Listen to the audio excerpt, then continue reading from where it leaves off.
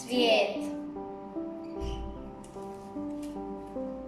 Cvijet je posijan, zaljevan je ljubavlju i srećom, zato je sve više rastao.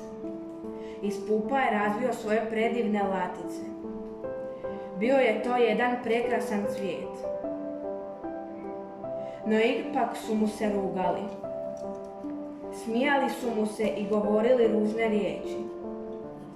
Svaka riječ nanosila mu je bol i zato je počeo venuti. Pokraj uvelog cvijeta prosulo se malo lijepih riječi, malo dobrote, malo ljubavi, malo prijateljstva. Cvijet se počeo osjećati malo bolje. Shvatio je da na svijetu ima dobrih prijatelja i dobrih ljudi, pa je ponovno razvio svoje latice prema suncu.